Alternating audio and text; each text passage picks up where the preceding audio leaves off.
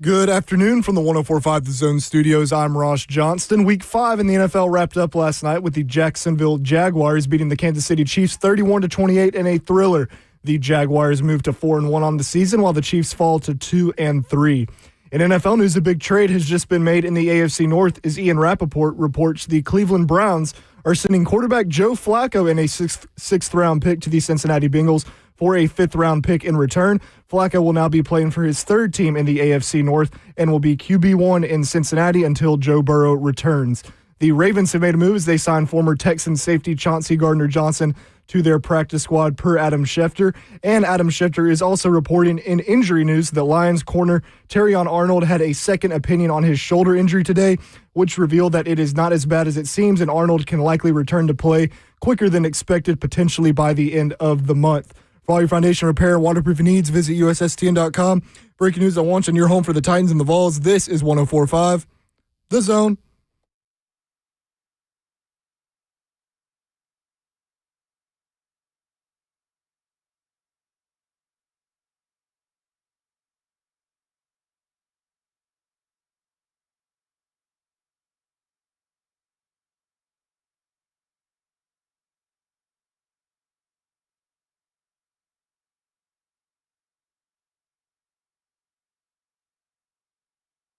Cover 2 with Blaine Bishop and Zach Lyons here on 104.5 The Zone, powered by All Four Seasons Garage Doors. 615-737-1045 is the number. Blaine Bishop is back today. I know everybody missed him yesterday in the chat. Every time it's just me, they're like, where's Blaine? Where's Blaine? Where's Blaine? No. Hey, the Titans won, so maybe I was good luck. Maybe I need to make sure I go out of town for the next game is Vegas, so I should go out of town again. Yeah. Maybe I should go to Vegas this time. You should go to Vegas. I've never been to their stadium, by the way, Vegas. That'd be a good option. You missed the first Victory Monday. Could be the only Victory Monday, too. No, I don't know, man. That was, whew. Okay, I went back and watched the game today because naturally I didn't see it live, so... for this game here, I mean, what did Mr. Positivity, your president over there, say? Well, I started off the show pretty hot because everybody was like, well, the Cardinals lost the game, the Titans didn't earn their win, and all this kind of stuff. And I'm like, well, they still... How many times have we seen this Tennessee Titans team get those opportunities and squander it? How many times have we seen the Tennessee Titans team be the Arizona Cardinals and squander away wins? And Cam Ward still had to go down and score points. Mm-hmm. He had to be almost near perfect to score points in the fourth quarter. Mm-hmm. The defense still had to get stops, and they didn't allow any points since the first 20 minutes of the game. Mm-hmm. I don't know, I get that there's an element of luck just naturally in the NFL, but here's my thing. A lot of the local media and a lot of the fanalists said that, well, Arizona lost it, the Titans didn't win it. And I'm like, you guys are pretty big hypocrites for saying that, because if this was a Mike Vrabel team that ended up doing that, you'd be all mad if that's what's the national media narrative. And I get that, listen, the Arizona Cardinals put the ball on the ground. They made some stupid mistakes, but the Tennessee Titans still had to drive 80 yards to go get a touchdown. Mm-hmm. To me, that's earning it. And maybe I'm just a little overhyped. And listen, it doesn't mean anything about the rest of the NFL season. We'll talk about it if it does. But in this game, in the vacuum of this game, I felt like the players earned it. Yeah, well, just kind of going through the game really fast today on recording, I would say this. I wrote down some notes about the game as far as what I thought overall observations, and that would be, the football guys, I talk about that all the time. It was on their side. There's luck involved here. You don't see wacky plays. You throw an interception, guy fumbles, and you recovered in the end zone. Stuff like that just doesn't happen. As soon as that happened, though, I then said, they're going to win the game. Yeah. Because when stuff like that happens, it's not supposed to happen. And daggone what, that should have been an interception, game over. Right. Or whether it's the guy running the ball and then, threw it down on the ground. Well, that cost me $400. I bet $20. And that play, we're watching it, and I'm rooting. Then I see him start pulling up. 10 yards out, see him start pulling up, and I'm like, I just fall to my knees. I'm like, he's not going to get this touchdown for some reason. And then you talked about a little bit about, driving down there at the end. They have a lot of resolve and fight, with Ward, who played up and down throughout the game, whether you're talking about drops, guys missing blocks or blocking assignments or bad protection. to his inaccuracies, all over the place. And then when you needed the most, he came through, and that's a sign of a true champion type player, an elite player. Because you can have bad game. McNair had bad games, but he's like, last drive, he was always clutch. If we needed, he did it. And so that kind of what it reminded me of right there. But as far as this is a sign of things to come. Right. I want to pump the brakes on that. I know a lot of people were saying, I'm just reading, social media. I kind of want to pump the brakes on that, saying this is a springboard for the next game and everything else. Well, we shall see. But I want to see him do consistently play like that, right, 1 through 4 quarters. And then if you win or lose, albeit, whatever happens there. So that's kind of how I took away from the game. Actually, I felt like Arizona more so let the game slip away. They were playing prevent there at the end, the whole way down, and but except for on that one Calvin Ridley play, right? they go man, right? What? No, they pulled the Snead deal. Yeah. We could say what they call whatever, but the guy was right there, and he didn't make a play. He didn't play deep, so yeah. It was crazy. Did you see Calvin win. Ridley in the replay on the broadcast, wave his hand up, saying, "Give me the ball"? Yeah. On that play, you're talking. Hey man, come on. So I hadn't seen him do that in a while, but he had another big catch on a post play against cover 2, which is where the weakness is in the middle of the deep field there, and he threw a dime there. So the result is a win. So, and that's all it is an isolated win. Now you have something to build on because you won the game. Sometimes, and I'm going to say most of the time, you have more corrections when you win games. Mm-hmm. So when the coaches go in there, it's not all lolly-dolly, oh, yeah. No, after the game it is, and then after that, you see all kind of mistakes all over the place where you could have played better.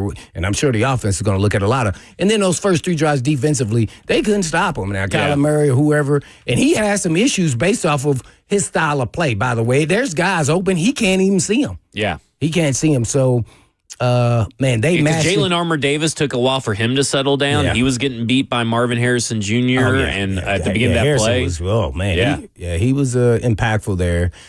So I'll be interested to see if Davis can stay injury prone. I mean, he's injury prone, injury free from this point forward, playing a lot here, back-to-back games. But you got to be excited if you're the Titans with a young team and finally be able to close a game, especially, Cam Ward, and do in that kind of fashion. Yeah. It was exciting, exhilarating, up and down roller coaster ride. Thought they had no shot, and then they just kept pounding away. And then I would say that, the Cardinals gave them a shot, and they gave it to them, and they took advantage of it. And that's what teams do. That's what good teams do in the moment. Right. But see, what they have done is they found ways to lose in the moment. That's why I said, last year you would have expected they get these moments and Will Levis turns right around and gives the ball back. Yeah. Or someone fumbles and they give the ball back. Or they allow a deep play anyway later on down the road. And so to me, Cam Ward in the fourth quarter went 13 for 18, 193 yards, 10.7 yards per attempt. He was the 4th best quarterback in the fourth quarter in EPA per play, and the 4th best quarterback in the fourth quarter in success rate. 73.7% of his plays were successful. That's earning it. Now, does that mean that that's the Cam Ward we're going to get every game? Probably not. But this is that fourth quarter, Blaine. But see, I'm going to ask the question: why did that happen? Well, see, with Cam Ward, I think because I've been saying the whole time they should do no huddle. Yes. And all of a sudden, when they did it, he performed. Because then, guess what? Who's under control? He is. He's the guy control. They didn't tell him what to call in the ear. Right. But a lot of the times, he's the one facilitating, hey, this is what I'm going to run. They did run a little bit more no huddle. They upped their 12 personnel. Yeah, they did. And what was interesting, going into the half, I believe maybe even into the fourth quarter, but at least into the half, each tight end only had 2 targets combined. So 1 each. And they made some big catches. They ended up with 5 each, if I'm not mistaken. Yeah, they had 2 big catches, each of them. A Chig on a screen that was big. Then back-to-back, he caught another pass. I'm going off my memory. And then Helm caught a couple of them. Yeah. They went no huddle. They went 12 personnel. And he did start seeing the field better. Now, did he start seeing the field better because he was in no huddle and 12 personnel? Maybe that allowed stuff, or did the game just slow down? Did something because click? they were playing prevent? Or, Right. there could be You never a vast know. array of things, but he just looked so much different at that point in time and looked like he believed in it. He almost threw it away now when he threw the interception. Yeah. Like that was a bad ball there. Yeah, he was saying that he was trying to go to Calvin Ridley behind And he threw it all short. that, and I guess just the way that his launch body. angle was just not great. But he was trying to make a play. Now listen, if he maybe would have stayed in the pocket, he would have had Tyler Lockett coming open across the middle.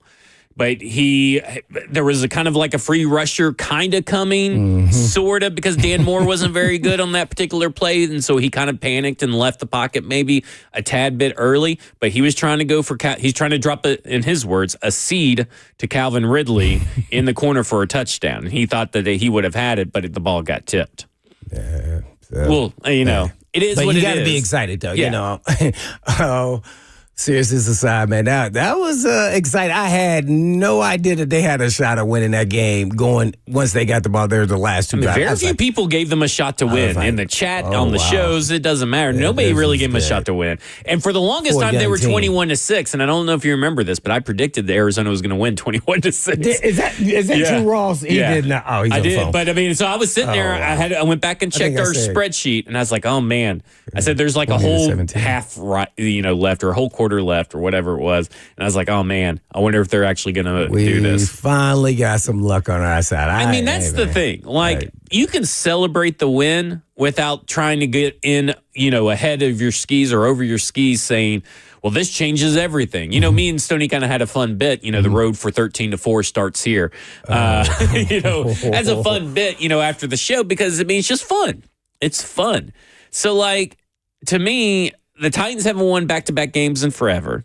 They're going on the road against the Raiders, so another West Coast trip. But this Raiders team is a bad team. So this is a winnable game. Will J.C. Latham be back? That's the next thing, because this is being done without J.C. Latham. Now, listen, the Arizona Cardinals pass rush, they only blitz like 18% of the time, and a lot of the time they were just sending 3 rushers.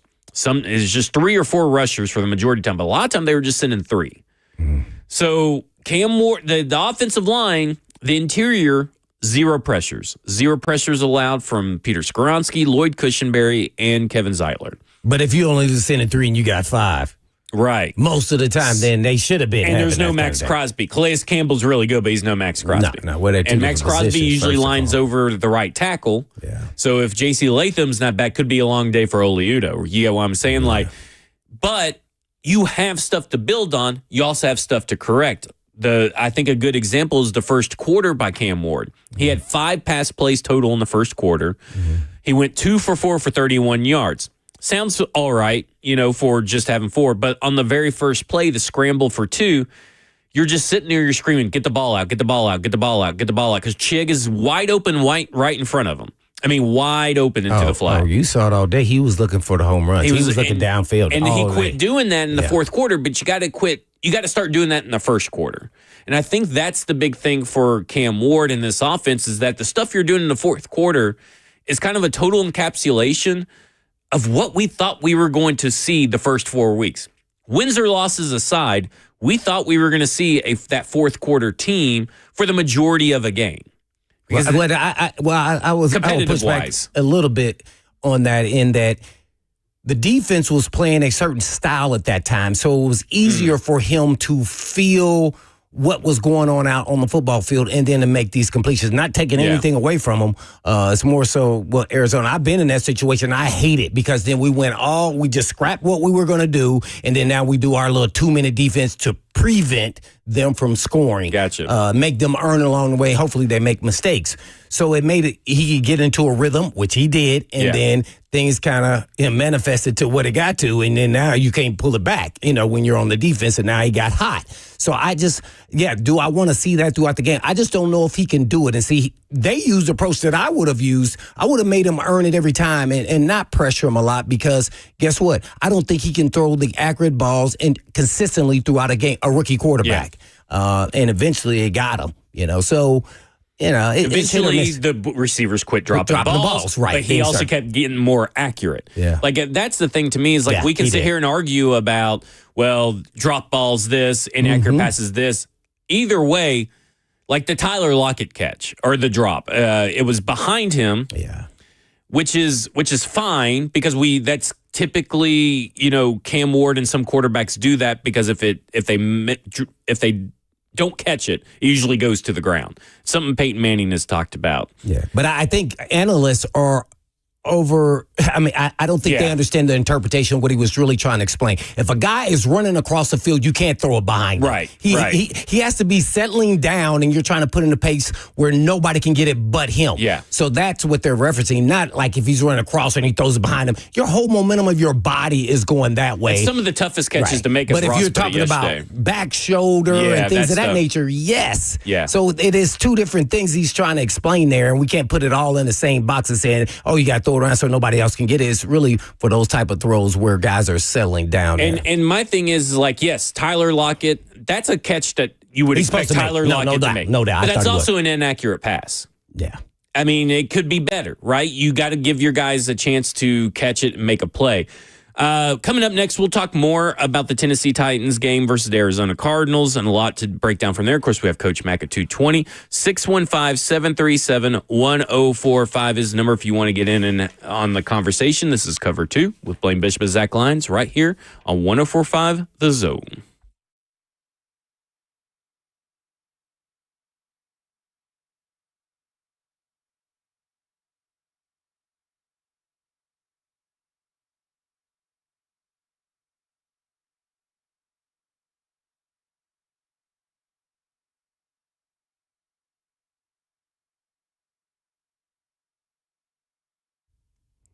Hey, it's Blaine Bishop, and listen, fellas, if your energy and confidence or performance in the bedroom isn't what it used to be, you're not alone. But here's the truth. Masking the symptoms with pills isn't fixing the problem. In Edge Peptide Therapy, they specialize in sexual health treatments that actually target the root cause of ED and performance issues, whether it's low testosterone, poor blood flow, or hormone imbalance. And even if you're not dealing with full-blown ED, their programs can take your performance, stamina, and drive to the, next level. It's not about patching it. It's about getting your edge back for good. So I've seen firsthand what it's done for the men I know, and this stuff works. And all you have to do is just visit edgepeptide.com to get back to being your best. Or you can just give them a call at 615-724-1878. That's 724-1878.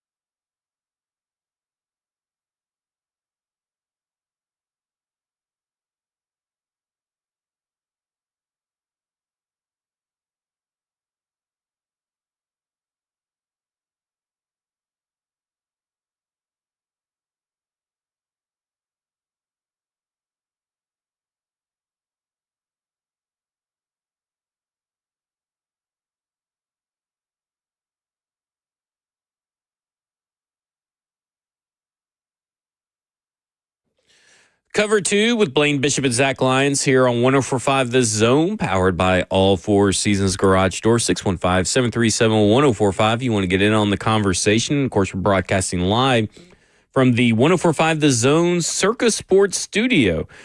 Kentucky's largest sports book can now be found at Circa Sports at Kentucky Downs. And Blaine, I want to ask you a question because obviously they needed this win. I mean, just, players, coaches, for a multitude of reasons. No. And we did touch a little bit on about using this as a springboard, but it's also using this win as a learning lesson and all that kind of stuff. What do you take away from this if you're a player? Because obviously you do know, it took a weird fumble, it took a guy dropping the ball, but we still went out there and won the game. I mean, how much of a relief or how much of a refocus or rejuvenation can this provide, whatever term you want to use, can this provide for a player? Well, I mean, it's something about, we joke about it on our show, is, your positivity, Mr. Positivity. And, a win can get you kind of in a more upbeat, positive manner. I don't think it changes anything besides that when you get in games and you get in a tough situation, you've now seen that you can, win close games and close out games. Because last year they kind of struggled with that. Yeah, they definitely did. So I think belief in that you can close games, believing in your quarterback, no matter what happens on offense or defense, you give him the ball at the end of the game, he can close it out. So just keep it close and, believe it. That's not going to happen every time, but it can be done because now you've seen it. Yeah. So there's something about seeing it. And then believing it, and then it happens. I think you have to do that again, but in a game where you're pretty much going back and forth and a lot at stake, and then you get it done. I think and the belief then goes to a confidence level that you feel like you can win any game. Yeah, because that's the thing I kind of touched on yesterday was like, this is still a pretty, by NFL by NFL standards, easy for me to say today, NFL standards, a untalented team in a big scheme of things. Like, I mean, you don't have a lot of superstars and all this stuff. You have good players. You have average NFL players, starters that could play for other teams and all this stuff. And of course, Big Jeff's playing out of his mind. Oh yeah, and all that kind of stuff. Yeah, but at the end of the day, if you're stacking up roster by roster by roster, you're probably in the bottom, near the bottom, talent wise. But there is something about belief, buy-in, and all that stuff finally coming to fruition because we heard Peter Skoronski, Nick Vannett, a bunch of guys last year throughout the season talk about it just seems when we get behind, we just can't ever overcome it, and we don't feel like we can overcome it. And now you have a really young team. This is coming off the heels of the we asked comment, right? But it's coming off the heels of that. And then now you're kind of looking at, like, if you ask a bunch of the Cardinals fans and the Cardinals players and all this stuff, they're probably feeling like they ass. You know what I'm saying? Yeah. And now you kind of feel pretty good, right? And it's with all these young players. Brian Callahan talked about it on Sunday after the game, but he talked about, what was his exact wording? He said they didn't blink, they kept fighting, and now they have shown they are capable of a fourth quarter football game. They've shown their ability to close out a game and show fight. That is huge for our young players and all the young guys that made plays for them because, obviously Gunnar Helm, Elikiah Manor, Chimere DK on special teams, Cam Ward, all these guys made big plays for them to get these points in the fourth quarter. And again, there's 13-4, highly, highly unlikely. I would not bet for it. They may still go 1-16. Who knows? But at the end of the day, this could turn them from a bad football team to a good bad football team, a competitive football team, which is what we were promised in a rebuild year. We were promised that, hey, they laughed at the idea, Brinker Berganzi laughed at the idea of even being asked the ridiculous question of whether or not they think this roster could win the Super Bowl, right? They were asked that in the preseason before training camp started. They just laughed at that notion. What a ridiculous question. What would you have said, though? Oh, what would I have said? I would have probably had the same response, to be honest. Right. I thought maybe a little bit of cussing involved on my end. They did a good job, actually, laughing. Maybe a little bit. Okay. Are you effing serious right now? That's the question you're asking me. But they did promise that, hey, we are rebuilding, but we're going to be competitive. And while the defense has and special teams has kind of kept them in a competitive mode for about 3 quarters. They have kind of failed on offense to match that competitive, I guess, stamina, like Denard Wilson said. Now in a quarter, you were able to do it in a quarter that since 2021 or 2020, that you really don't show a lot of fight in, it feels like, in the fourth quarter. It's been many, many years since they showed that kind of fight and that kind of spark and that kind of efficiency. So I just think, like, I don't know what to expect from this team against the Raiders. Because if they go out and drop an uncompetitive offensive performance against the Raiders, you're just back to square one. And everything that you did last week feels a little bit erased a little bit. Mm-hmm. But what do you expect out of a young team, though? You think you're going to get consistency or up and down roller coaster ride? An up and that's down why I don't want to buy all the way into that. Is because I got to see you do it now consistently. Whether, I said before, whether you win a game or not, I want to see consistency in that. We haven't seen it at all.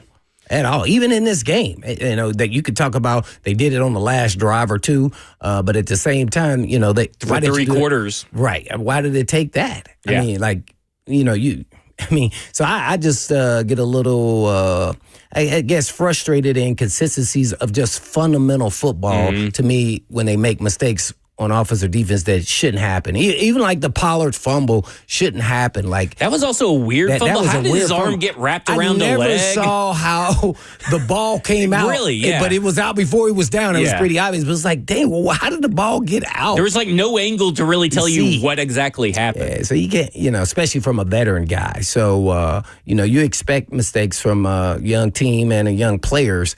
But eventually, at some point, if you're out there and you're making plays and you're a young player, you got to start feeling yourself about, hey, man, I'm not going to make mistakes. It should start feeling like how you were in college at some point. And hopefully sooner or later, if not, we're going to be in a world of hurt. And they'll just keep doing this stuff and then maybe get lucky again with a nice drive by Cam Ward at the end of a game. Yeah. And see, you can't rely on that, right? No, I mean, you can't. And even Brian Callahan said that type of winning is obviously not sustainable. No. I mean, it's not. We all know that it's not. But it's now about... to give you a heart attack. Right, because this team has been terribly inconsistent, right? It's like when Will Levis had one good game last year after a string of bad games. And we, on this show, me and you both said, now can you do it another week? Okay, you had one good quarter. Can that fourth quarter be now a launching point to have a good start to the game? Can it be that you maybe have a good first half to the game? Can you put together then a good full 4 quarters? Like it's probably not going to go from fourth quarter that we saw to 300 passing yards, 4 touchdowns, 0 interception performance by Cam Ward the very next game. So we got to look for that incremental stuff and that incremental improvement, and also from the coaches too, because the coaches got to start generating some easier completions for Cam Ward, and Cam Ward's going to have to take them too. Well, I mean, what did you think about Bo Hardegree and his play caller? I thought the fourth quarter to me was like, who's calling these plays? Oh. Because I was like, is it Nick Holtz now? Is Nick Holtz calling the plays now? Because it didn't look like anything that we have seen from a functional standpoint. Well, I'm going to tell you why I did. Yeah. All right, when you go out there and watch practice, every time they run 2 minutes, how do they look? Look pretty good. Mm-hmm. It's different. It's just a different deal because the defense is playing you differently. And by the way, they had the lead, so they're thinking we're just going to force them into make mistakes, keep everything in front of them, and they didn't. They let 2 deep balls get caught on them. So I think the objective. I think you got to look at what the defense was trying to do and why the Titans had success. And it's always unfortunate. A lot of teams run their base defense and don't go into, let's say, prevent defense. And because things like that happen. And it's kind of catch-22 because, they thought they were going to, win the game. And once it got to 2 points, then you can't play prevent. You got to play, let's play ball. So there was no way. So I think that was a fault on theirs. But at the end of the day, the Titans still made plays. So I'm just saying now the belief is there. Now the confidence is there. Can you kind of now duplicate different teams and everything else? But the confidence that an athlete gets once something like that happens, you should now take off. It should be that way. Not always that way, but right. When you have a veteran team or a middle-aged team in the NFL, it typically does. When you have a young team, not so sure. So let's see what we get. It shouldn't take you 4 quarters to get going. Yeah, I've never seen anything like that. Like 4 quarters. I mean, man. But it happens all the time. Right, Ross? Oh, it does. And I was going to point this out because I know us three have talked about this play before. the Titans have gone to dagger a lot late in games for whatever reason they did against Denver. The first deep shot to Calvin was dagger, and Arizona was in Tampa 2 with Budda Baker as the mic, or as the deep middle read guy. And Ward's timing on that play was excellent because Budda ended up falling off to the dig with Elliott coming. Calvin just split the safeties, and Ward also threw him open, too. Like, it wasn't like he threw him open. That was Ridley, the other throw on the side, was the best. I just thought it was cool to see them try something again that they've not had success with and actually hit it this time and get a big play off of it. I thought that was just cool to see. And listen, to be honest, they tried in the second quarter to go pass heavy. They went 12 dropbacks and he went 3 of 12. But here Arizona wasn't playing prevent. Right. But also there were drops. He was inaccurate. He didn't take some of the easy shots. So there's, like you said, when they go back to the film, you're going to have a lot more corrections off of victory, and there's a lot of opportunity for correction. That's always fun when you win, but then there's a lot of correction. And you come back down, crashing earth a little bit. Well, especially when you're talking about a young team, you don't want them, get in their feelings and everything like they have arrived. No, man, there was a lot of mistakes here, and we were very fortunate. We won, but hey, man, 1, 2, 3 quarters was not to our liking at all, and it shouldn't be for your standards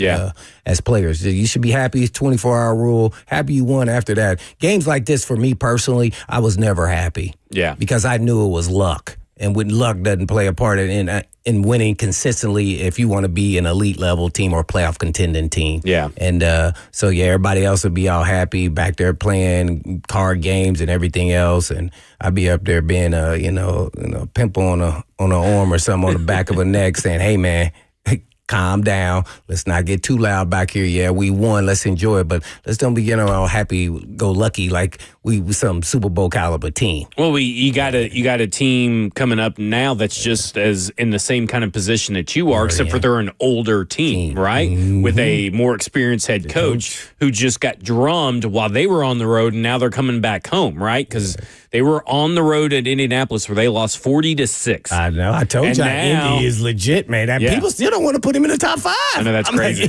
Like, Indy's legit. And now you're coming back to their house where they just got their crap kicked in. They're going to have something to prove in front of their home crowd. So while these are 2 1-4 teams, Las Vegas has a lot to prove and a lot on the line right now, and they got a head coach that you just got to believe that he's going to have that team prepared. So you can't overlook and get comfortable off one win. We're not saying that this team is, but to your point about got young plane rides, young teams, all this kind of stuff, you got to focus up quick and dig into the negatives and make those corrections, because you may not have that same opportunity to go 3 mistakes-filled error, or I guess I think a better term is errors. You may not be able to go with as many errors as you did 3 quarters against the Raiders as you did against the Cardinals, even though the Raiders have kind of shown that, hey, 3 or 4 games with multiple interceptions. Geno Smith leads the league in interceptions, but you still got Max Crosby maybe on Oliudo, right? That's a little bit different than what the Arizona Cardinals did. They got something to prove big time right now with Pete Carroll as their head coach. What did you guys think about that one sack when they turned their protection?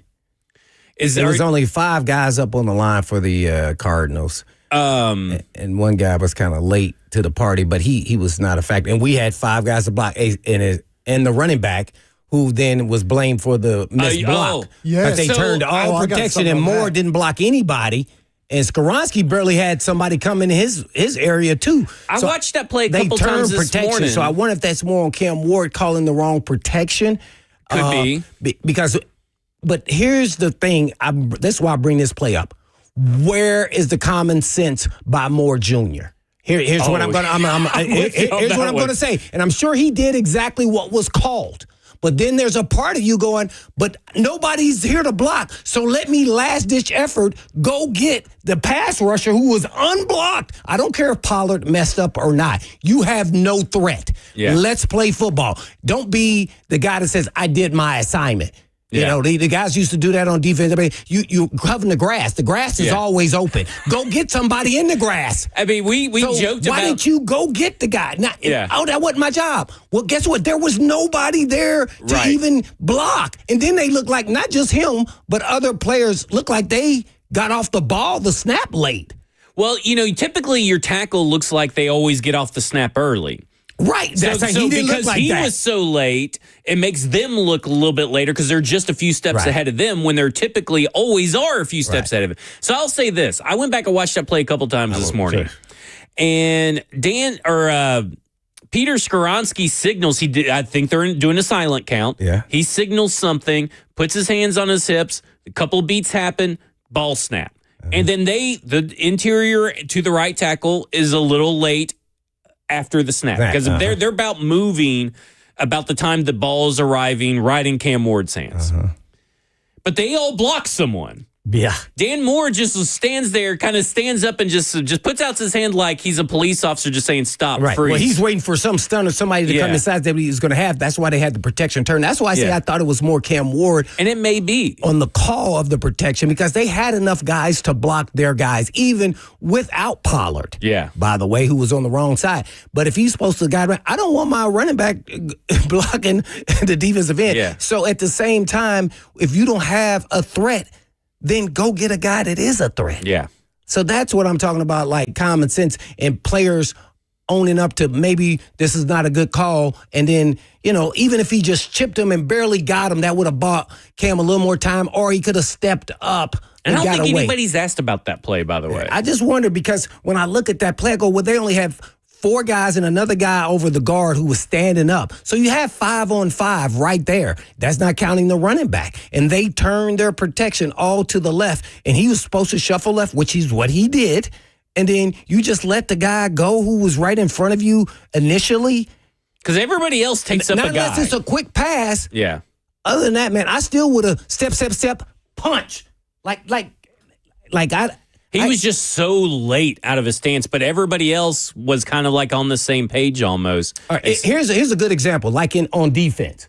All right, let's say I'm supposed to have contain. I go inside.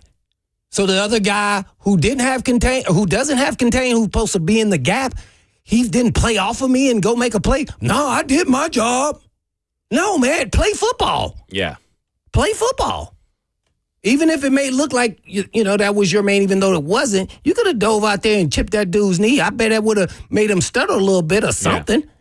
Yeah. So that's what I'm talking about. Do more than what's required and just play football. Yeah. That's just football common sense to me.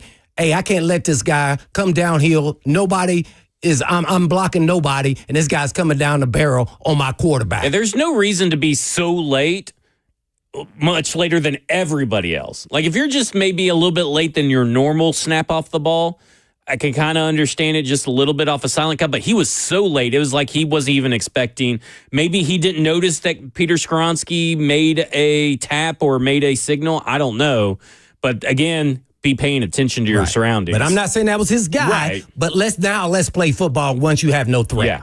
I agree with both of you guys. I think it was a protection issue, but I've got a separate take on it. Just something I would like to see them do a little more. So, and I know people can't see me right now, but like Zach's saying, the procedure for a snap count on the road when it's silent is left guard Skoronski puts his arm out so center can see. Center looks back to make sure Cam's ready and then snaps it. That's so easy to get a beat off of for these other guys, right? Because the right end, I forget who it was on that play, but on that side. Number 5. Yeah, seeing that arm go out, he knows. I'm taking off immediately. If we start applying more hard count, which that would just be Cam stomping his foot and then doing that and then not snapping and going on 2, I think it could slow the rush down a little bit because I don't even think if Moore got out of his stance, he could have really done much. The rush was so good. The get off was so good. It didn't even really matter. Yeah. You know what I mean? You may be right. And I love your evaluation of changing the snap count on the silent Just make count. it a little different. And it does matter. Yes, it does. Yeah, no doubt. But see, these are the things coaches should be saying throughout the week. We got to change our snap count throughout the game. We don't want them to get a beat on us. Obviously, that's not happening, or he just didn't do it. Well, that's the other thing. There's a couple of comments from today's coordinator press conference I want to get to. And I also want to play you what Big Jeff said after the game yesterday because it kind of goes back to the some of the stuff you said earlier in the show. We'll do all that, and we'll also go to Luke as well coming up next. We'll go to Luke now. Let's go to Luke now. Luke, you're on with Blaine and Zach. Chime in because y'all may have missed yesterday morning on Ramon and Will. Ramon was talking about that specific play. So he said it was slide protection, and everybody went, I believe it was left, but Tajay Spears was on the right hip of Cam and should have been on the left. Now, asked if Cam should have motioned him over, said, yeah, maybe, but that wasn't really his primary responsibility after looking at protection and all that other stuff. But basically, he said, in PFF, that'll go against the O-line, but it was really on Tajay. But again, that's what we just said. They slide protection. They shouldn't have slid the protection that way. That's Cam Ward's job. He's the one calling protection. So, but I was asking, once Moore saw that there was no threat with him, now let's just play football, regardless of who's in front of you or not. And that's really the deal there. And man, Ross is all on it, man, about the snap count and everybody getting a beat. And those guys live for that. That's all they study is how can I get off, my get off. Yeah, especially in those moments. So, there's a combination of things happen there. I don't think Moore did anything wrong, as I stated before. But within the realm of his assignment, what they asked him to do. But then now I'm asking you, now let's just play football. Like, oh, my job was to be deep middle, right? Well, somebody runs across the field and they're wide open and nobody's threatening me in the middle. You think I'm not going to get that guy? You know how many times I made plays and it wasn't my job? Like, come on, man. Like, I know things happen faster, but man, you got to be a little more, savvy than that. But also, Spears hasn't been playing for the first 4 weeks, so I think Cam Ward should have probably realized that, hey, if he's in the wrong spot and he's supposed to be on my left hip instead of my right hip, I better put him over there. We've seen Cam Ward do it before, so that also makes me wonder, is that really the situation? Because if that's the situation, then I am going to put it on Cam Ward. But also, why are you asking Tajay Spears to block a free rusher? Yes, it's a defensive end. Let's keep bigs on bigs. I mean, that's what I like. That's but sometimes it does happen. Yeah. That's why it ain't Tony Pollard. Like, I trust Tony Pollard a little bit more to chip someone on that instance. But Tajay Spears has been playing football the first 4 weeks. We got to make sure that he may not have picked up on something or wasn't paying attention or wasn't familiar. You got to make sure that if you're the quarterback and you see that your guy has not moved 1 inch, push him over to the other side. We've seen Cam Moore do that for 4 weeks, and he didn't do it on this play. So that raises other questions. But we got all kinds of stuff to talk about. Cover 2 with Blaine Bishop and Zach Lyons right here on 104.5 The Zone.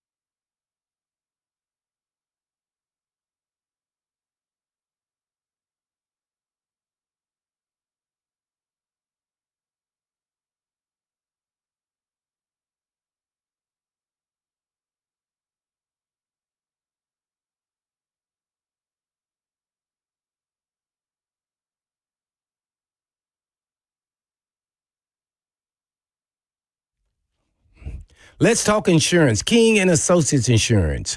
They're independent agents, and that's a big difference. But it goes beyond just having multiple companies to shop, weeding out the non-competitive companies, keeping great relationships with the biggest and best, along with bundling. But unfortunately, life happens, and they get it. So here's a true story about my friend and co-worker that switched from a previous independent agent, got better coverage on his home and its contents and even his automobiles with flawless communication and a true champion in his corner after his 16-year-old daughter's accident, and they saved them thousands of dollars. And thousands from an independent agent who was overcharging him for years. So you can make the switch and save the same, if not more. But don't make the switch because he did or switch because I did. Switch because you should. As a business, family, or an individual, make the switch to King & Associates Insurance. And I'm sure you can have some good use for that extra dollars that you have, moolah, by the way, in your pocket. And all you have to do is just give them a call at 615-321-8121. That's 321-8121 or tkinginsurance.com.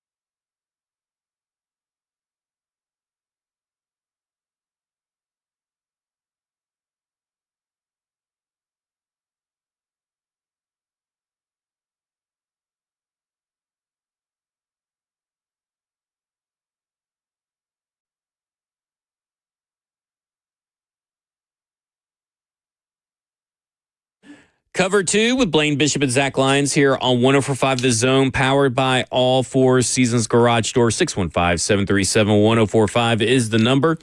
The coordinator spoke, and we don't have an audio clip of this, but Nick Holtz was talking about Peyton McCollum, who is the assistant quarterback's coach. And this is from a tweet from Teron Danbor. Because we were talking earlier about, Dan Moore picking up, plays and all this kind of stuff. And did how much did they practice? What did they see on film? All that kind of stuff. Because you talk about changing the hard counts. Mm-hmm. Yeah.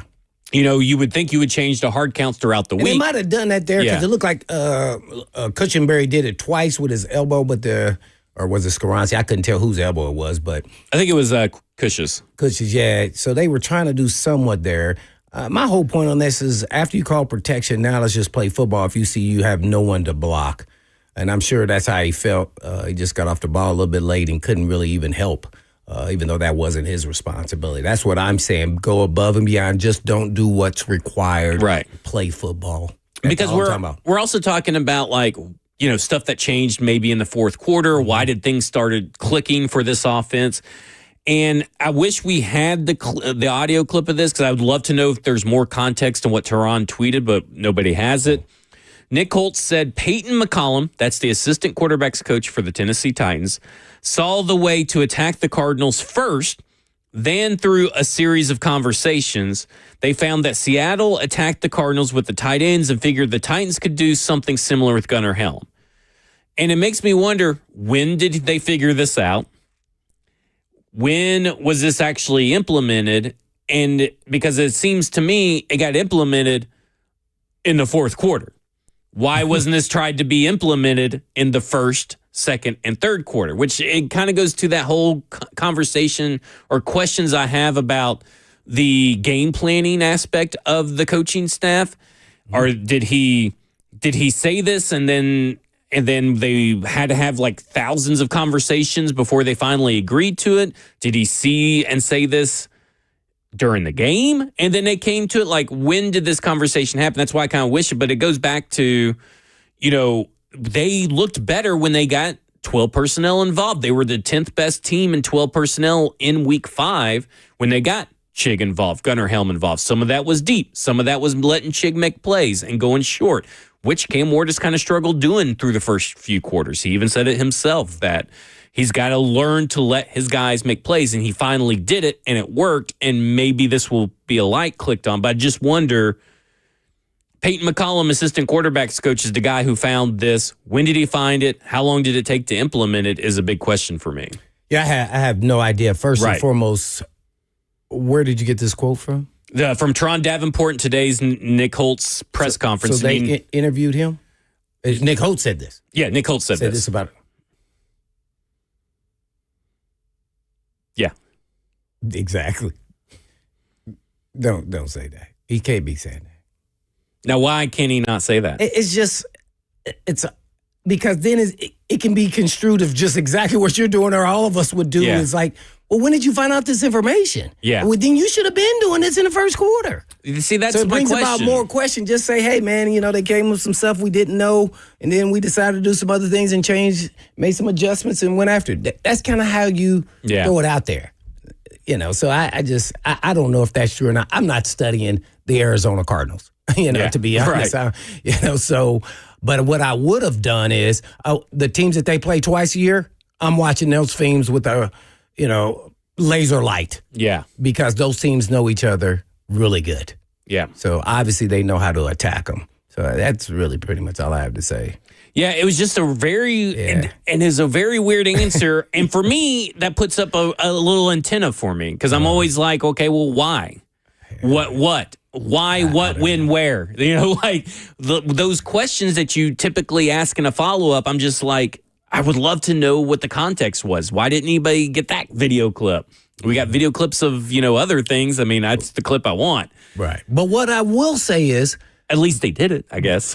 Well, yeah, that's true. Eventually they got to where they needed to be. And, when you're sitting in assistant coach to an assistant coach, basically, you present the information, they put in the game plan. Right. And then the players actually execute the game plan. So whether you agree with the philosophy of how they plan to go about the attack, of how you approach that, is up to the OC and the DC. That doesn't mean you're going to agree with them, but you got to sit there and be stoic and act as though you support what their game plan is, whether you agree with that or not, even as a player. To me, that's where coaches come into play, and they have to have these relationships with the players saying, hey, what do you think of the game plan? I don't know how many times I had this conversation on Wednesday when we're implementing plans, and after we walk out of there, they go, hey, man, what did you think? Us and the other leaders of the defense, like, do you think the other guys can grasp all this information that we're putting in there? Because some of this is new and some of it's not. Some of it's we haven't run in a long time. So you're trying to get a feel for make sure your players are comfortable. And then the coaches let you go out there and practice and say, hey, it look like some guys don't like this or just are very uncomfortable with something that they haven't run, especially against multiple formations from a defensive perspective. And that's all I can say. So, every team has different plans, and change-ups. But, man, did you know this from the beginning? Like, see, that's my question. Man. Did you know this from the beginning and you just decided not to use it until you became desperate? Right, exactly. It took your desperation to get to there, where it should have maybe. Or did y'all not figure it out until the middle of the game, which makes me curious, what are y'all watching leading into this game? Like, that's the questions that a comment like that raises to me is like, what is this process? But most people aren't like that. I know. Like, I was always a why guy. Yeah. In the meeting, and like when we walk in the midst, like, so why are we doing this? I want to understand why we're doing it. That way I understand what I'm expecting to see when you call this. That doesn't mean they're going to run it, but I want to know what your thought process is when you're calling this stuff. But there's not a lot of players out there, like that who's going to ask the why. They're just going to do what they're told because most athletes, that's how they're trained, is to just do what you're told and then do more. That's it. They're not going to question why we're running it. Well, coming up next, we're going to talk about the player that's doing the most for the Tennessee Titans, Big Jeff, and the game that he had this past weekend and the year that he is having. This is Cover 2 with Blaine Bishop and Zach Lyons here on 104.5 The Zone.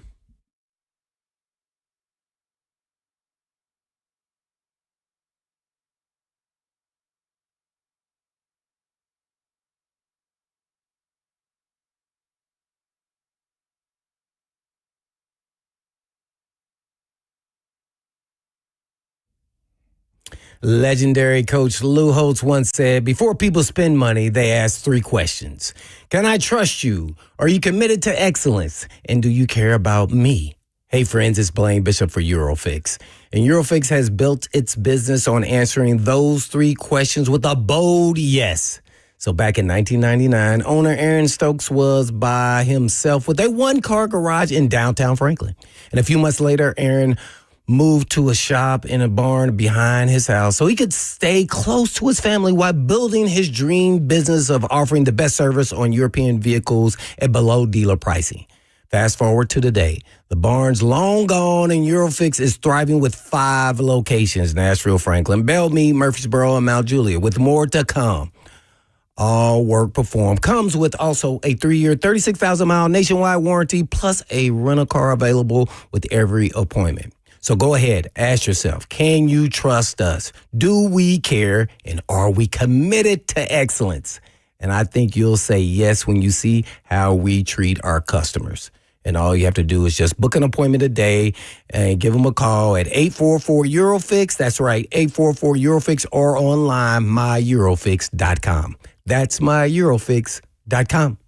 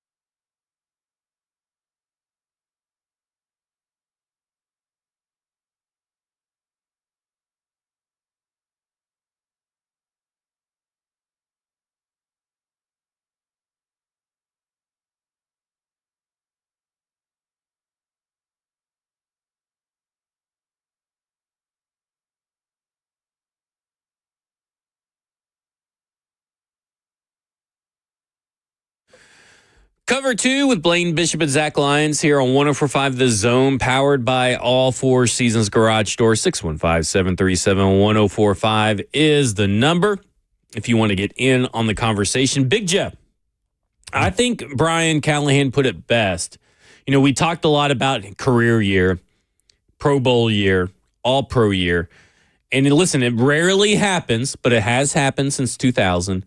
Defensive Player of the Year on a bad team. And I think he should at least be in the Defensive Player of the Year conversation. Who got that award, Defensive Player of the Year, and was a bad year? The last one was Jason Taylor, and it was a 6-10 Miami Dolphins team. Michael Strahan before that on a 7-9 team, I believe. Giants. Of course. Oh. So they were the only two since 2000, because I looked it up, since 2000 to win Defensive Player of the Year on a bad team. So it has happened. Mm-hmm. And Big Jeff is playing good enough, really elite enough, to be considered for that award. Now, whether that means that he wins it or not is a totally different thing, but a guy that at least should be in the conversation for it should be Big Jeff, because he's on a team. Like, I get why Nick Bonito's on it, right? Like, he's one of the leading candidates, but he's also got Patrick Surtain, who won it last year, behind him, and all this stuff. He's got Zach Allen, a really good defense, a really great defensive coordinator. Big Jeff's kind of doing it solo right now, a one-man band, one-man wrecking crew. But what's impressed me the most about Big Jeff is something that we've been probably his harshest critic on, is maybe the way that he has approached his quote-unquote leadership in front of the media and the press. And he had a really good press conference post-game where he gave props to L'Jarius Sneed, the team. It wasn't a lot of a lot of we, a lot of you guys, a lot of them, that kind of stuff. But he talks about a conversation that him and Cam Ward had during the fourth quarter. And it was very reminiscent of some stories that you told me from your playing days. But here's what Jeff had to say. I told him, right when they scored that last drive, and I told him, I said, we're going to get you this ball back. We're going to get you this ball back, and you're going to put it in his zone. All he said was, I got you. We're going to get you this ball back, and all he said, I got you. That was very reminiscent, because we had someone call in on Titans Talk Back and say, that was a lot like Warren Moon in that fourth quarter. I said, well, I'll do you one further. Yeah.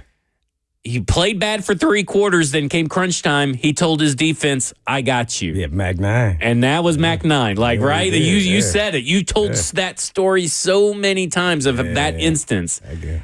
And I love that. That gave me chill bumps right It does. And I love that not only did they say it to each other, they followed through on it. And that, again, shows something that we've seen glimpses of it in other iterations of Titans teams, but this camaraderie between Big Jeff and Cam Ward that extends off the field. They go fishing, they hang out, they talk. But in the moments when it matters in the game, that to me says a lot about at least those two players and the future of this team going forward. Oh, man, it's a confidence builder. That's why I'm interested to see where this goes from here, because I'm not sure this will lead to more consistent play where they can stay in games. The NFL's built on close games. Every game should be close to me. So getting smoked by another team shouldn't really happen, even when they were on the codes and all this other stuff, unless a lot of turnovers happen. So I just want to see now if they settle down and play more relaxed and more responsible now. You only get so much time, let's say, to kind of prove that you can prove who you are in this league. And now that, these young guys have played now, 4 weeks, I think you're pretty confident in what you are and what you can accomplish, at least this year, and then what you can go improve on throughout the years after this. So that's what I'm saying. I want to see if this is a big confidence builder that they feel like they can win every game. Like, even when it gets close, even when they have some bad plays throughout the game, don't go into this, the game is over. And, they closed out. So at the end of the day, it's not how you start, it's always how you finish. And that's what they proved there. So hopefully they get another opportunity to continue to do that. Yeah. And then they kind of, keep rising with their confidence. Players need confidence, too. Can't just be your elite guys. You got to build them up and, carry them on your back. One thing I can say about it, and I said I thought Jeff was going to have a really good season. If you want to be real critically of Big Jeff, He should have had a couple sacks in this game. Granted, it's Kyler Murray, but that's not what I'm talking about. He actually is playing so freaking good with his get off. He's making holes in the defense where they can run. Because he gets upfield so fast and is disruptive in the passing game. Just talking about the passing game, that sometimes he's not on the same level as the other players. Right. So it leaves gaps where the quarterback can kind of sneak out if he misses. Right. Which kind of showed up really in this game. But that's been really ultra critical. Really. Right. You can't really tell him that in a process of evaluating him on film. But if other teams are watching, like, hey, man, you know what? We need this dude on our team. Yep. Yeah, we need this guy on our team. So that is going to be the hard part and where you go from here with Big Jeff. Because, I mean, let's be honest here. You know that phone's going to ring. It rang last year. Oh, yeah. Now he's playing even better. What's the offer that you can't refuse, right? Uh-huh. That's the question. Yeah. Because that would be really devastating for this, not only just defense, but for this entire fan base to have. But unless you're getting multiple first-round picks, right? Like, I mean, at some point, every player has a price. What would he fetch right now? Do you think he'd get? Man, a first and a third, or you got to think that these teams that just suffered some losses and have trench injuries and stuff like that would be at least saying, hey, if we get Big Jeff, we're going to be picking in the 20s or 30s anyway. Let's throw 2 picks, 2 first-rounders, or let's throw a first and a second rounder. Especially if you're a playoff contending type team and you got some injuries going on. Yeah. I mean, like, everything has a price, and you know they're going to be willing to listen. I will say this, 39 or how old is Joe Flacco? 39, I think. Is it 39? 39-year-old Joe Flacco just got traded for a fifth round pick. Jarvis Brownlee Jr. got traded for a 6th round pick. Just want to throw that out there. 40 now. He's 40. Oh, he's 40 now? Yeah. So I just want to throw that out there. What'd you have, Russ? I was just going to say, we were talking about, this a few weeks ago, and this has to do with the game this coming week. This team has not won back-to-back games since mid-November of 2022 when they beat the Broncos and then went to Green Bay on Thursday night and won. Yeah. You know how much that would mean for, obviously, the fan base, for these young players who haven't experienced back-to-back wins in almost 3 years? Like, you have to learn as a young team how to win. And I think this is a perfect opportunity going against a Raiders team that isn't playing good football right now. And for these guys to be like, hey, we can do this. We can put, back-to-back games together. We can be a winning team. Maybe not this season, but we're not that far off from it. Well, and that's been the message, right? We were a little critical of their messaging off the We Ask comments where we are close. We're very close. Okay, you got to show it. And I know they won a game, but now the Raiders game is kind of like, okay, now prove that you could do it for 4 quarters.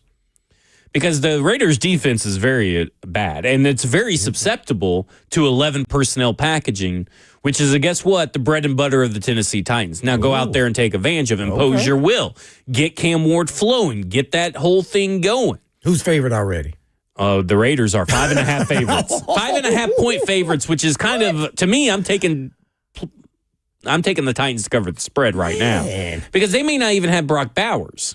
Geno Smith has thrown multiple interceptions in a bunch of games. And this Titans team, he's playing bad right and this now. Titans team has proved to be kind of opportunistic on defense when it comes to trying to get the ball and get some interceptions.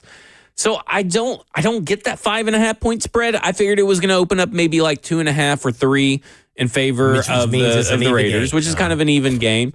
But 5.5 seems a little wild. Maybe that's the coaching edge, or maybe they're right now. They think maybe Brock Bowers comes back this week. I don't know.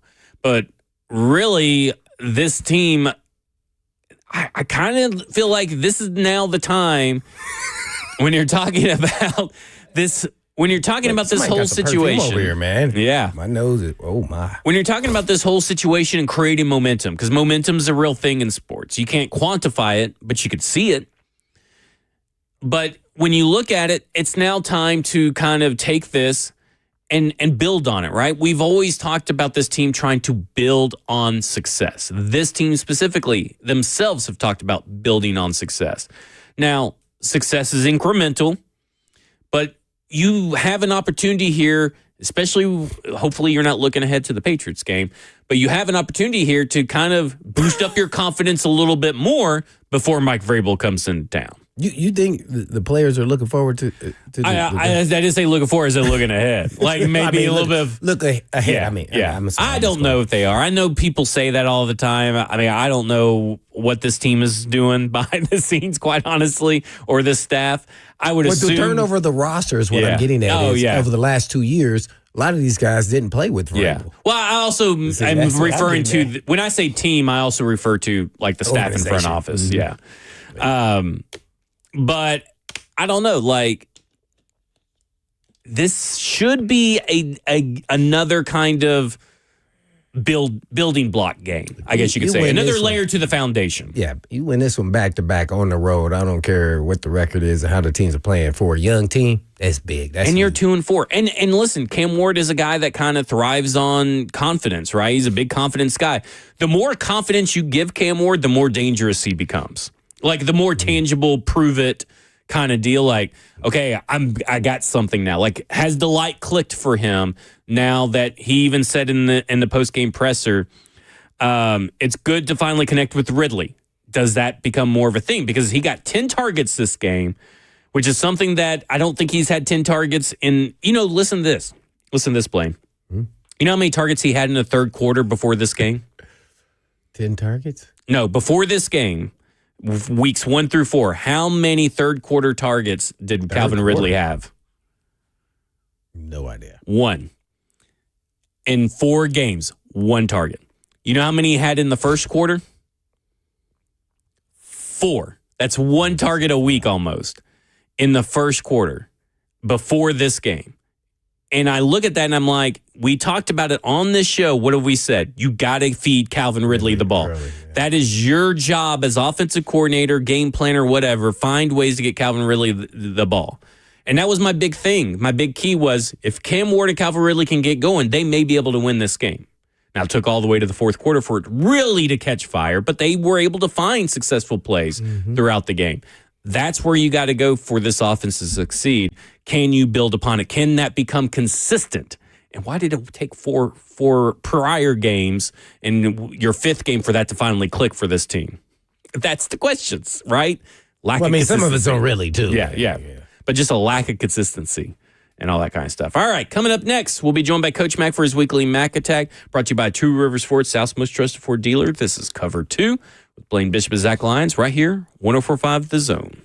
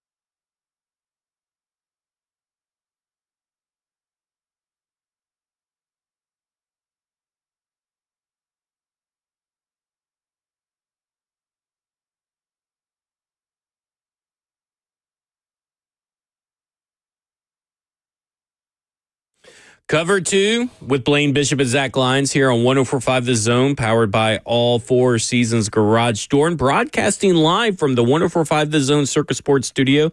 Kentucky's largest sports book can now be found at Circus Sports at Kentucky Downs. And you hear the music. It's a Tuesday. You know what that means. Time for our weekly Mack Attack with Coach Mack, brought to you by Tours Ford, the South's most trusted Ford dealer. And Coach Mack, it seems like the Tennessee Titans kept you on the edge of your seat in that fourth quarter, didn't they? No, I've been involved in well over 600 NFL games in my career, and I will say this: that was one of the most unusual games I've ever been involved in as a coach, as a broadcaster, as just an observer. I mean, that was clearly a what the what. It almost made me feel like, Coach, that you had a voodoo doll up there and you poked it, and then all of a sudden things changed. Is that true or not? Confirm or deny? You know what? If I'd had a voodoo doll up there dressed up like a bird, I would have been poking it for a little earlier than that. Oh, okay. I thought you like a little drama, so I didn't know. So when you're calling a game like this, and the whole the tipped ball to the interception to the fumble, take us through what is going through your head as a broadcaster when you're trying to watch it from your vantage point and trying to call the game as accurately as possible with a mess like that ended up with Tyler Lockett getting a touchdown. Yeah, well, what you do, as an analyst, of course, I just watch it. You don't want to step on your play-by-play guy.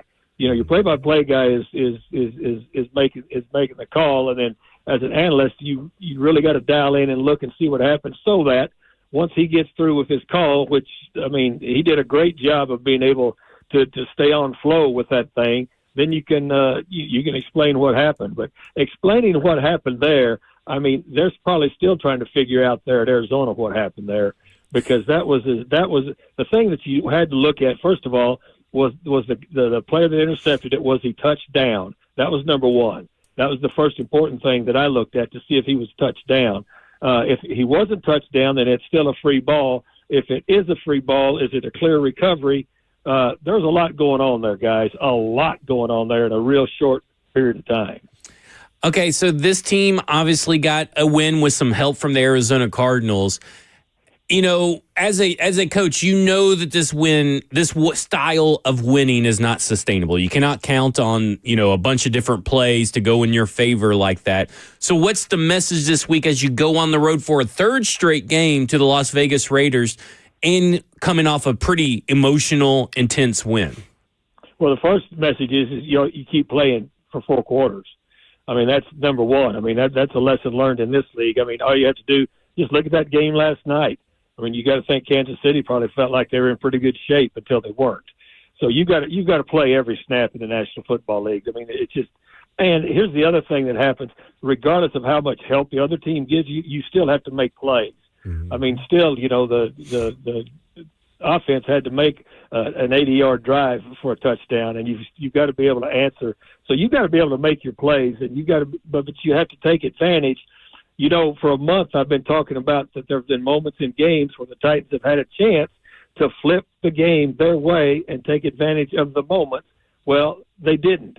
This game they did. So, but the message is, as a coach, and it's very vivid, is you got to continue to play for 4 quarters. There's not ever one play that doesn't matter in the National Football League game, because it's just too competitive. We heard Big Jeff talk about, we heard Cam Ward say that it's the reason they won the game. We've heard Brian Callahan talk about it. Talk about why that L'Jarius Sneed play, where he maybe didn't even really touch the ball, but his efforts seemed to set a spark for this entire team in their win over the Arizona Cardinals.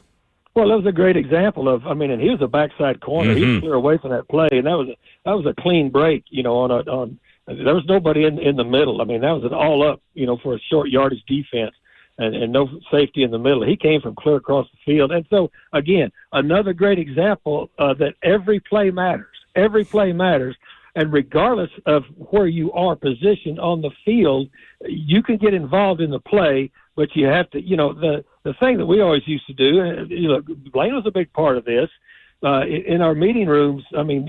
Defensively, you'd you'd stop the film and start putting laser pointers on guys and ask them, are you running or are you really running? Because there's a huge difference. There's a big difference. And when everybody is giving their max effort on every play, especially defensively, because defensively, I mean, it's a reactionary position that you've got to be ready to go and you've got to be ready to cover a lot of things at a lot of times. I mean, that was a great example of a veteran player that was clear on the other side of the field, getting himself involved. When DeMarcano was running, you could see, you guys saw it, he started looking up those runners when they're on a clean break, on a clear view run. In all these stadiums, they'll start looking up at that big board. They start looking up the big board, and I mean, and he saw and could feel, but not only feel, he could see that he was getting closed on. And so, I mean, who knows how much it affected it? I do know this. If you don't cross the goal line with the ball, it's not a touchdown. And so that happened. We're on with Coach Mack for his weekly Mack Attack, brought to you by Tourers Ford, the South's most trusted Ford dealer. Well, Coach, I'm going to narrow this down. You talking about comeback games. Through your broadcast time with the Titans, where would you rank or what do you recall of some of the other great comebacks compared to this one as a caller of the game? Well, of course, I was coaching, the Titans, when Vince Young beat the Titans. Right. If you'll remember that game, that last play of the game, 99-yard drive to Kenny Brett. I was coaching then. I was also coaching, when we fell behind the Giants. So you'll remember that one too. Oh yeah. And all of a sudden, you come back.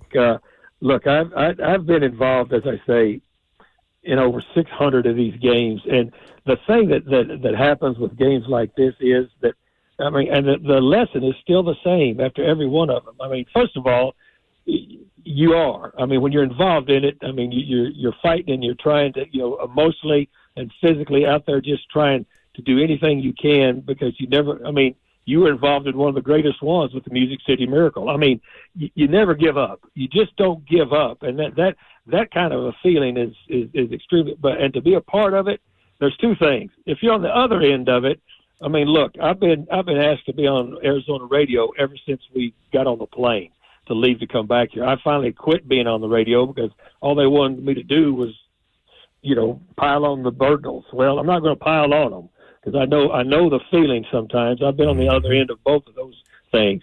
So but the lesson is don't ever quit playing. Just don't ever quit. Well, Coach, naturally, with the big win, do you think this is a springboard or is this one of those times where you say, hey, we got to see it again with a young team, or do you got to keep your powder dry? Now get too you got to keep your powder dry. Here's what you can learn from it. As many things as you didn't do in 3 quarters, you did what you were supposed to do in a whole quarter when you had to have it. So you've proven to yourself that you can do it. But all of these ball games that they've lost, they've been in every one of them. But what has happened is they've become their own worst enemy by making, by putting themselves in bad situations or by not taking advantage of the situation that they're in. That's what you can learn from it. But I thought that the head coach said it very, very well. He said, everybody was very happy. But he said it's one win. Just like when you lose, it's one loss, and you've got to come back and you got to reset. And so the reset this week is against the Raiders again on the road in a West Coast trip, which with a 2-hour time difference, I'm telling you, I think everybody that was on that flight that got back a little after midnight, I mean, you could feel it yesterday, and so you understand the physical challenges of getting ready for another game on the road and a team that's you're going to be playing another desperate team. And it's going to be another West Coast trip, so you got to reset pretty quick. Yeah, no doubt about it, Coach. And you've been in those situations with a young team. How do you kind of level, the excitement of having one win and then kind of move forward and say, hey, these are the things we're looking for in the next game? Because naturally, when you win, everybody thinks everybody played so well. Well, that's the games that I had the most correction and most people did in those things. So how do you, with a young team, kind of keep the excitement there, but at the same time keep the focus where it needs to be? Yeah, well, you said it exactly right, Blaine, and you're right. I mean, you've got experience with this. You know what it is, especially, and you know where you find the reality of it is the next day when you review the film. That's it. And what has to be is you have to be honest, win or lose, in all of your film evaluations. If you've already established that, then that's extremely, extremely important. The feeling of winning is always there, but you're right. Most of the time after a win is when you can really start drilling in on the things that you need to get much better at, because there'll be throughout that game that there'll be mistakes made, and there will also be things that have been missed that you could have done, opportunities that you passed on. And so that's important. It's very important to know that you don't just say, well, it's a win and everything's great. It's just like that's not the case. It's just like when you lose, everything's not completely awful either, but you've got to be honest with it. And that comes in film evaluation, and then just putting it back behind you and then going ahead to the next one, because as you well know, that next game comes fast. And lastly, Coach, talk a little bit about what you see out of Big Jeff and his play out there, amongst his peers, and, how he can even be better. And will he be in the conversation if he keeps this up at Defensive Player of the Year? Well, they got to win games. That's number one. But what he's doing, what it reminds me of? It reminds me of those 2 years back to back that Big Albert had here, where he was unblockable. And in these ball games, regardless of what the situation has been, there have been times when Big Jeff is unblockable. Right now he is a game wrecker. And it doesn't, it doesn't have to be just in the numbers of sacks. It needs to be in the consistent wreckage that he's causing out there. He's playing at as high a level, and I've been here with him the whole time as I've ever seen him. And I think a lot of it has to do with, first of all, his maturity, and then what he did in the off season with his body. He got geared up for this, but what he's doing right now, I've been around some great defensive linemen in my career. What he's done so far in 5 weeks, really impressive. Marvin Harrison Jr. had 79 yards in the first half and then only 19 in the second half. What did you see that maybe the defense did either differently, or maybe players just kind of settled in and executed their assignments better? Like, what did you see to see that kind of disparity between the first half and the second half? Well, the disparity was he had one big explosive play. I mean, that skews your numbers. The one where he went up between two defenders and just plucked it out of the air between two defenders. That he was covered, but he made a Randy Moss type of a play then.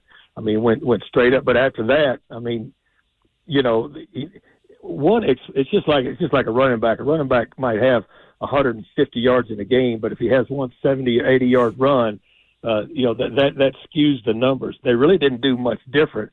They just didn't give up in another explosive to him. That's what happened. Cedric Gray over the last 2 weeks has had 29 tackles. That is a crazy stat to think about over the last 2 weeks. What have you seen from Cedric Gray, specifically in the Cardinals game, but also over the last 2 weeks, that kind of say that, hey, this dude is a player and may need to get a little bit more recognition than he's getting right now? Well, recognition comes with making plays. He's the same player that I saw, on tape at North Carolina when I was vetting the draft. And as I say, he's not a second-year player. He's a first-year player, because he missed his whole first year, especially the developmental part of his first year where he's been here. And since he's been able to be healthy, I think that he's taken very well. Frank Bush is an excellent linebacker coach. And there's things, I cut my teeth in this league coaching linebackers. There's things you have to teach young linebackers coming into this league. They're entirely different than from what they see in the collegiate game. But Cedric Gray always had this.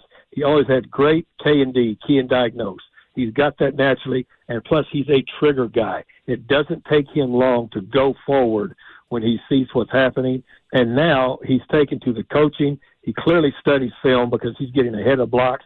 But he's a physical guy. The other thing that he has that you could see at North Carolina, and it's starting to show itself now, he's got a natural GPS to the ball. Some guys just know how to find the football. He does that. He's playing really, really well right now. Obviously, there was a 71-yard run involved in all of this, but even if you take that away, pretty good game on the ground for the Cardinals. They were effective. The run game itself, where are you seeing some ways that this run defense can improve in that area? Well, run defense is very simple. It's one of the easiest things in the world to correct because, those 8 gaps haven't changed, since the 4 horsemen at Notre Dame. They haven't. I mean, those 8 gaps are the same. Every defense is designed to be able to cover gaps, either by stunning, either by moving, either by alignment.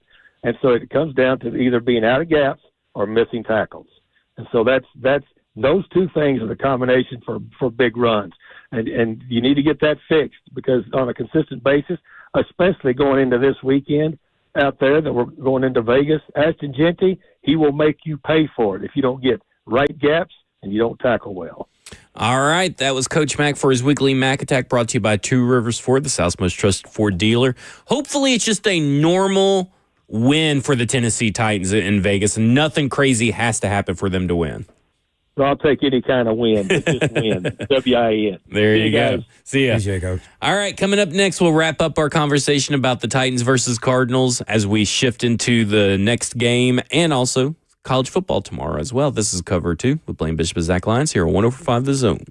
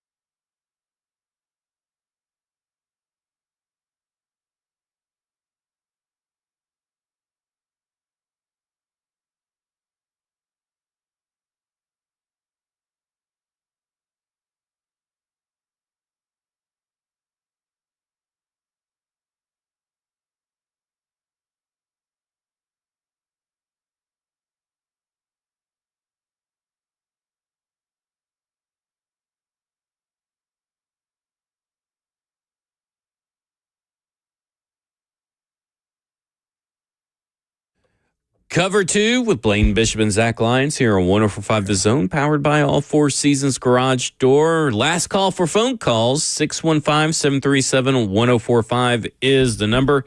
Blaine, you've kind of talked about in your own career starting out how there was just this moment where you're out in the field and everything kind of slowed down and everything clicked. It did.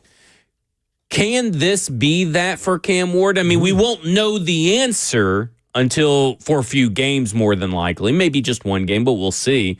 But it kind of feels like the way that he's talked about it, the way that they've kind of been preaching, because even before the game, Will Bowling was on with Mike Bergonzi, and Mike Bergonzi talked about just trust your eyes. That's the next step for Cam Ward. And then after the game, Brian Callahan said, we had this conversation with Cam Ward. Trust your eyes. Just trust it. Cam Ward, later in the press conference after the game, said, I just started trusting my eyes and trusting my players. It sounds like the message kind of broke through at some point. Could this be that moment for Cam Ward? I mean, it could, I guess. I guess it's a kind of open. I'm literally thinking about what you said, and I actually don't like that he said that. Gotcha. Well, do you want to hear? Do we have that? You saying trust your eye. Why haven't you been trusting? See, that's my other thing. Because I would say, at least from the safety perspective, much more difficult as a quarterback. But I always trusted my eyes. There was no way I could play without it, and that's through trust and through your film study and believing in your coaching staff. I mean, all of that.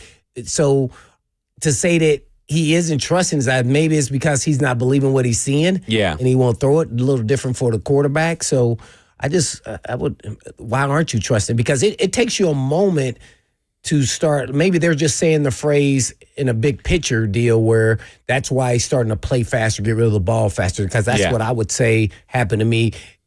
Play by play, actually, from first game to third game in my mind, that I start saying, oh, this is just like college. Now, that doesn't happen for everybody. Yeah. So you just don't know when it'll happen. And to me, if it doesn't happen after literally probably between 3 and 6 games, it may not happen to the level you wanted to, especially being the number one pick. Okay, let's play what Cam Ward said, because Callahan did say, I want to make sure that Cam Ward did say something about trusting his eyes. He may have said trust his playmakers. But let's hear from Cam Ward. It's really not that big to me, honestly. I played well previously in my career. I just got to be consistent at it. I think the second half I really saw the field better in terms of just getting the ball out, letting my guys make plays. And I think Chig and Gunner, the tight ends, they did that along with the receiving corps. Yeah. There was a whole clip. Adjustment or anything like that? There really was an adjustment from the first half to the second half, and far of what they were giving me from the coverage-wise is really me more just putting the ball in play. They give it to me now. If the corner is back, I need to put the ball in play, let them make a play. Sorry about that. Coach said he or somebody told you at the half just to see it. Did they help you change your mindset at all at halftime with their advice? It wasn't really changing my mindset. It was more of me actually doing it. And I've seen it the same way they see it for the past couple of games in terms of just letting my guys make plays. And I think this is actually the first time I did that and ended up paying off for it. So it's just the games you play, the more you get experience with it, the more you get to learn your guys, and that's why we were able to win this game. So it's just about seeing it. Put your eyes where they're supposed to be and make the throws. Oh, yeah, no problem with that. Okay. Yeah, no doubt. Yeah, I wanted to make sure I provide the proper I didn't context. I'm glad you said that, yeah, because, that makes a lot of sense to me. Yeah, and that's good, right? Because that's kind of what we've been, he even says it in here, they've been talking about it. He sees the same thing that his coaches are seeing. Yeah. He's just got to go out there and do it. Right. And he went out there and did it, and it worked, and he let his guys make plays. We saw Chig make a lot of plays. That one move that he made on those two defensive backs. Stop, start, bang. Yeah, it was awesome. But that's what he's been needing to do, not search for the big plays. Take what the defense is kind of giving you and let your playmakers make plays. I know we're using playmakers to describe some players that maybe don't fit that traditional moniker when you hear playmakers, but they are the guys that are making your plays out there on the field, and they can do it. We've seen now Chig be able to do it when he gets targeted, when he gets the ball. in that way. And that's some of it's got to be on Cam to make sure that he's getting through his progressions correctly and quickly. Was that the same play that was supposed to run against Denver? Oh, no, that was supposed to be for Ridley. Yeah.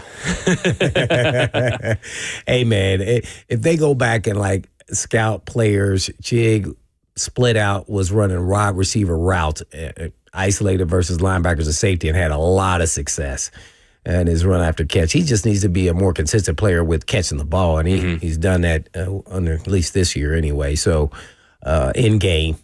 And so it was good to see that him and Gunner are actually contributors and big contributors, especially those last two drives. So, yeah. So, now it's just about easier said than done. Right. And it made it sound like when Cam says, I need to believe what I see. And then really it's about execution, and, he just hasn't pulling that trigger. Every single play, and it's much more critical when you're the quarterback. Because it's also a big adjustment from college because your guys are typically the guys you're throwing to are wide open. It's not a lot of anticipation, timing throws, and this is an anticipation, timing league, right? And so for Cam Ward, there's been probably a little bit of adjustment because there may be guys NFL open, but not college open. So he's got to be able to pull the trigger. And there were some times that he pulled the trigger on some of those plays in this game where it was like he's trying to fit it into a window and there's two guys right on that receiver, two or three guys on that receiver. And I'm like, holy crap. Somebody else had to be open, right? Yeah, so why are you throwing it to, it was Eli Manor was one, I think Calvin Ridley was the other. And I'm like, why are you throwing that guy? Another thing is like when him and Chimere DK finally start connecting on some of those deep balls because it's either Chimere DK's cutting his route off short at the top of it. No, that was a bad ball. Well, I'm just saying sometimes it's Cam Ward. Yeah. Different reasons for different games. Mm-hmm. Sometimes this one was Cam Ward. But once they connect on those, that's another element that defenses have to respect and game plan for, but you got to start doing it consistently. Once Cam Ward becomes consistent, and once this offense becomes consistent, because Cam Ward's the engine for this offense, this will be a competitive team through 4 quarters, but we got to see it. We just haven't seen it yet. Yeah, he missed DK, and he missed somebody else deep that was open. I forgot who it was, but yeah, you just reminded me of DK. Yeah, because you're not that was wide open in NFL standards. I mean, he had a step or two. Mm-hmm. Yeah, you can't miss that. He overthrew him. Yeah, I was like, what? I think Lockett was the other one. Was Lockett the other one? I think so, because it was really weird. It's like, why is Lockett the one down the field open? But I think he missed Lockett open. It was not for sure on that, but that's who I think. What do you got, Ross? His most impressive throw to me of the day might not be what most people would say, but the throw to Gunner when he literally got his throwing arm hit as he's releasing the football and just dropped it right over his shoulder at the pylon was just outstanding. Yeah, did you hear the broadcaster? Yeah, he was like, that ain't a great throw. Yeah, Adam Archuleta had to correct him. Yeah, because he got his arm hit mid-throw. He was like, what kind of throw do you want to see? That was a great throw. He was like, that was I remember that. He dropped it in the bucket. I mean, you couldn't have got any better than that. He was like, that was a duck right there. Like he said, well, I didn't like how the spiral. I don't care. It got there. Yeah, it got there, and not many quarterbacks would have even got it that far with their throwing arm. That's an and one, Spiro. Learn about it. Right. That was hilarious. That's why I don't like listening sometimes. That will do it for us. Man? This has been Cover 2 with Blaine Bishop and Zach Lyons right here on 104.5 The Zone. 3HL's up next. And in the meantime, and in between time. Peace.